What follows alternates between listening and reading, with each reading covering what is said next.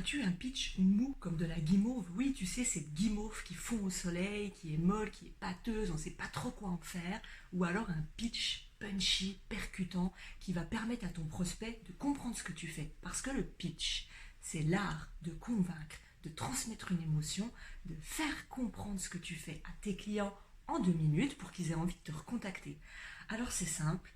Tu sais, ce moment où tu es dans une soirée entre amis, ce moment où tu es à une soirée de networking et où on te pose cette fameuse question, tu fais quoi dans la vie?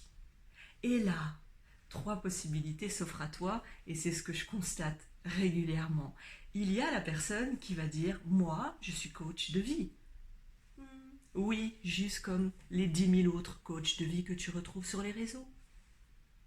Ou alors, tu pars sur un long texte à rallonge. Tu bafouilles, tu sais plus où t'en es, tu veux tellement convaincre de ce que tu fais, tu manques de confiance dans ce que tu dis, tu es flou dans les mots, donc tu pars sur des textes et des phrases à rallonge qui perdent ton prospect, qui te perdent, il ne sait même plus ce que tu fais à la fin, et là tu lui sors des listings de certifications, des listings de diplômes, de grandes écoles et tous tes outils.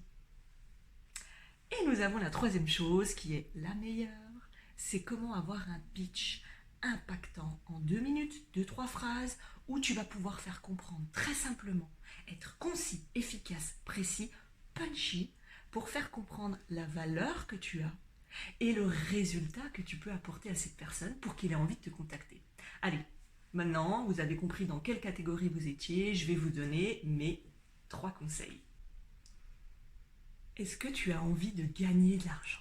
Est-ce que tu as envie d'être libre, de partir travailler là où tu veux, quand tu veux, avec les clients que tu désires? Oui?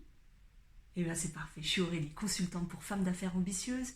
Tu as envie d'avoir un message qui impacte, tu as envie d'avoir une offre irrésistible qui convertit tes prospects en clients sans vendre parce que tu n'es pas une vendeuse. Je vais t'apprendre à magnétiser, à attirer à toi, à rayonner parce que oui, tu as le don, le potentiel pour accompagner tes clientes, mais tu as besoin qu'on te montre comment faire, comment être présente de la bonne façon. Comment être reconnu comme la différence pour te démarquer de tous les autres 10 000 coachs de vie que nous avons vus? Allez, j'accompagne les prestataires de services, les ambitieuses déterminées. Tu vois, c'est pas compliqué. À la fin, je suis sûre que tu as envie de prendre ma carte de visite. Là, c'était pour ma présentation. Maintenant, conseil numéro 1.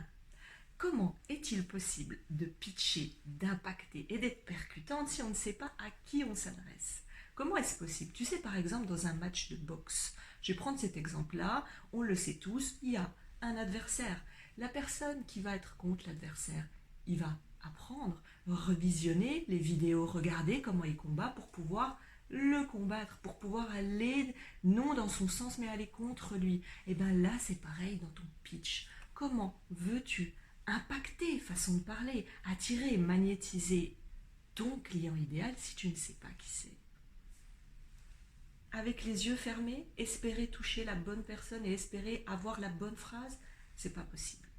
Alors, numéro 1, tu dois connaître ton client idéal, ton client de cœur sur le bout des ongles. Je m'explique. Noël, là, tu dois offrir un cadeau à ta meilleure amie. C'est simple, tu sais exactement ce qu'elle aime. Tu sais qu'elle aime les sacs à main en cuir petit avec une anse de marque, plutôt noire, plutôt de telle forme, plutôt de telle marque. Tu lui offres le cadeau parfait. Ton pitch est pareil. Si tu veux qu'il soit parfait, il faut qu'il y ait la bonne personne en face. Eh bien, imaginons, tu dois offrir un cadeau à une inconnue. Combien de chances tu as pour te tromper? Combien de chances tu as pour ne pas transmettre le bon message? C'est comme si j'étais en train de pitcher pour faire gagner de l'argent et de la liberté à des entrepreneurs au milieu de personnes qui sont salariées. Non. Assure-toi d'avoir la bonne communication en face des bonnes personnes. Ça, c'était le conseil numéro 1. Mon conseil numéro 2. Quelle est la différence entre toi et tes concurrents?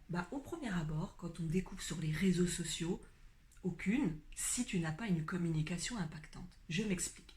T'as beau avoir les meilleurs services au monde, et peut-être même les meilleurs services que ta concurrence, mais comment on peut le savoir quand on te découvre pour la première fois, quand on est un prospect et qu'on atterrit sur ta page, si tu as une communication momolle comme de la guimauve, si tu as une communication inexistence, si tu ne fais que de parler de tes produits? Non.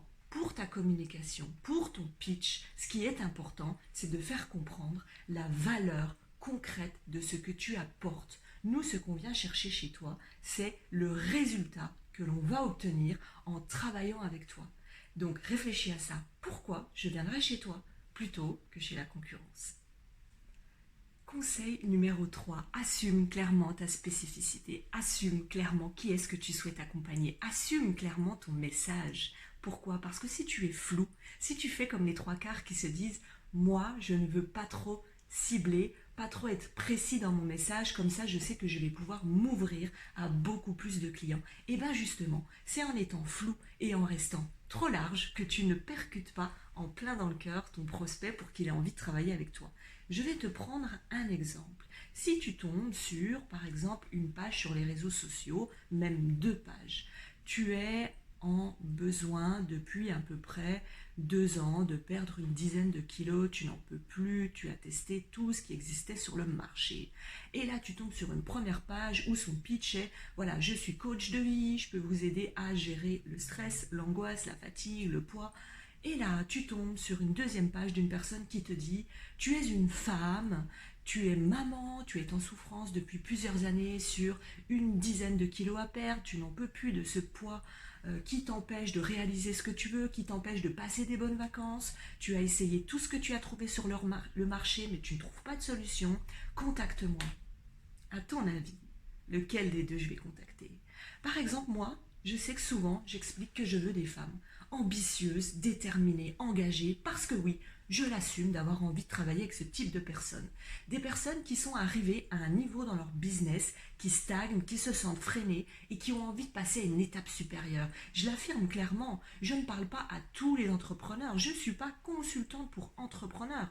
Je suis consultante pour des prestataires de services, coachs, thérapeutes, infopreneurs, qui ont envie de marquer, qui ont envie d'avoir cette différence face aux autres, qui ont envie de dire « oui, moi je travaille avec ce type de personnes ». Parce que, on ne va pas se mentir, quand j'entends régulièrement « oui, j'ai envie d'aider tout le monde », mais au fond de toi, c'est la peur qui parle.